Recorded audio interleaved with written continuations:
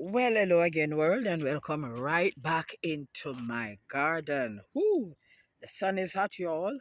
This is Anne from Yard Steading in Jamaica. I'm in the garden. It's after 7. I should be on my way to work, but I know I'm going to get there late this morning because there's something that I just have to do. All right, so let me pan you around and show you.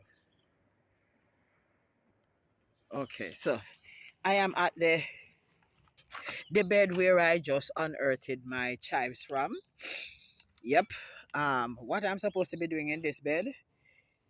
So you remember I said I was going to plant fruit trees down here. No, changed my mind totally.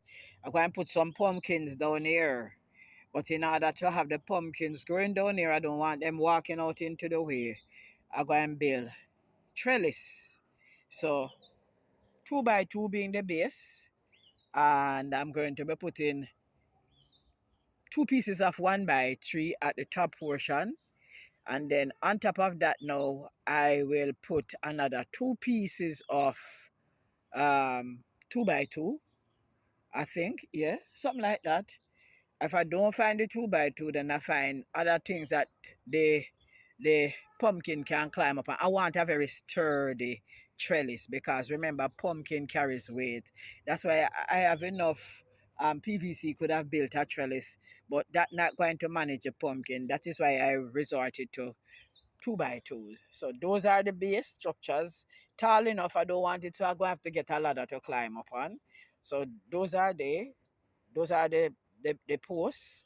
And like I said, I'm going to put 2 little pieces of 1 by 3 on top so I can have two other pieces of 2 by 2 or something maybe lighter than 2 by 2 going on top of it. When I get there, I get there. But this is the gist. All right. So I had started already. So I put in 2 by 2 posts, but them too short. Um, the pumpkin need for climb and go up further. Yeah. Because under the pumpkin, I'm going to plant other things. Now, what else can I plant? Because of what I have done here to elevate the soil some more. And all of that vegetative material that I'm going to be putting on the soil, I think I'll be able to grow probably um some other type of vegetable under there. So whilst the pumpkin climb up, the space on the bottom will be empty, so to speak. So the plan is to put 2 or 3 pumpkins to each end, and all of them may go going free. Eh? So when 2 pumpkin climb this and 2 pumpkin climb that, then all of this, the rest of that free. So yeah, that is the intent there. So when the pumpkins have climbed, because that is why I'm going to put two pieces across the top so that I can use one portion to run one set and the other portion to run the other set. I know I have been looking at videos to see how I can train the pumpkins so that they don't run forever and ever and ever. So once them put on a blossom that is female and it is pollinated, I'm going to cut off the end portions. That way, them don't run all over the place and take over the entire yard. So, even though it's upward, I don't want to climb the tree to pick the pumpkin. No, me not in them kind of acrobatics. Not in this season at all. So, that's my manure for this bed. It is wet, unfortunately, but it is good nonetheless. So I'm going to be tapping up after I've put on the vegetative material. Then I'm going to be putting this manure on top of that and covering it over with my grass. That's a bag of grass, you all. Yeah. So that's kind of what I'm doing. So I guess I'm going to be about an hour late for work. Can you imagine that? Oops. Yeah, but a girl's got to do what a girl's got to do, baby. Anyhow, let's talk in more work. I do have a tripod stand, so unfortunately I can't carry you through the entire process. But at the end of it, we will pick up. Okay, so vegetable scraps have been added. Um, so there's banana peel and plantain peel and carrots peel and all the niceties from the garden, along with some eggshell that was washed and added into this mix. So atop this now, I am going to be putting some moringa suckers that I've drawn up. It's not a lot of these. So I've drawn some moringa sucker up and putting them down because, I mean, Melissa gave me a whole forest of moringa because all the moringa pods that were on the tree have been, or should I say, were blown off. And I now have moringa sucker all over my yard, which I don't have need of. All right, so putting on the moringa sucker. Ooh, moringa suckers. These are going up next. And then I'm going to be putting on some moringa pods. And after the moringa pods go on, then I'll put on the composting manure.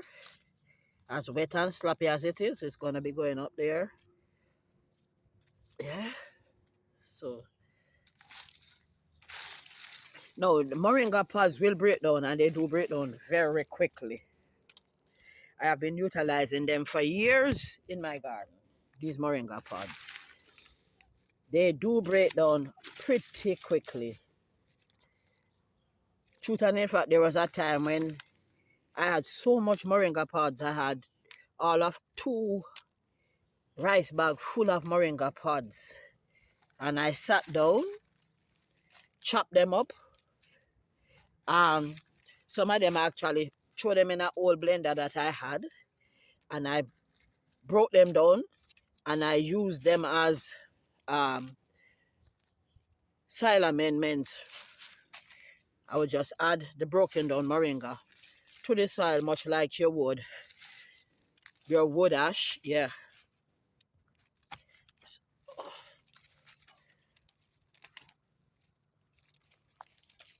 I do not know why this piece of string insists on going in there. Oh, it's attached to a piece of the moringa thing pod. So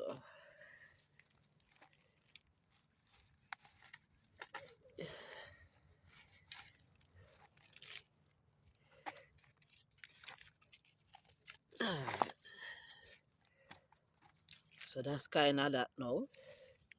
I have more moringa pods, so I can add some more to this. What I'm trying to do is to change the soil composition, but not in one go, so to speak, but over time, because this was the kind of the hardest part of the soil that I had. This was more of the soil that I had created at the onset for my garden, which was, as I have said before, clay and sand combined. Yeah, this portion of the garden had a lot of that. I had added some composting manure to it when I had corns growing in this area. Yep. So this being that, yep. All right. All right. So that's that before the manure goes on.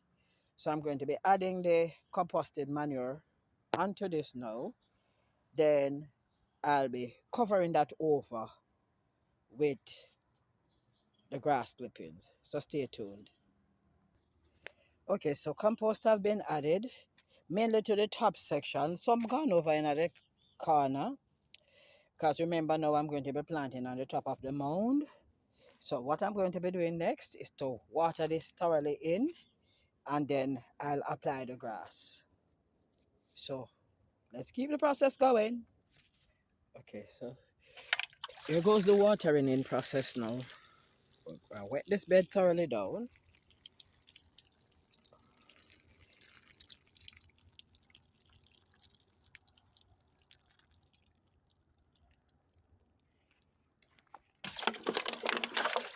So the fact that the manure is moistened allows for less in terms of runoff and more in terms of soaking through because it is already partially saturated. So this will give me better seepage into the soil that's underneath and all of the organic material that has been added to the soil, so to speak. All right, so what am I using to water? So this water now is a combination of banana peel tea, manure tea, some molasses, some vinegar, baking soda, salt, and of course water. All right, that's what I'm using to water this bed.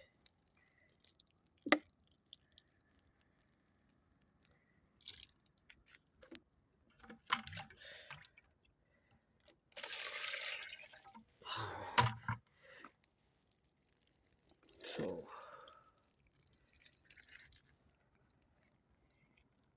the entire watering process is now completed, and we go to covering this bed. Once a bed is prepared, and it's not going to be planted in immediately, it is best that this bed be covered.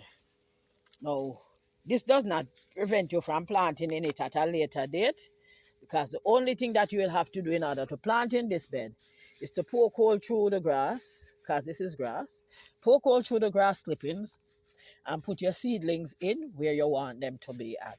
Yeah. So this is kind of set it and forget it method. So once you have completed all of this, the only thing you need to do when you're ready to plant is to poke holes through the mulch material. It don't have to be grass. Whatever you use as a mulch, whether it is hay or wood chip or leaf mold, yes, that is all that you'll need to do. Poke holes through it, and then your bed is ready for planting.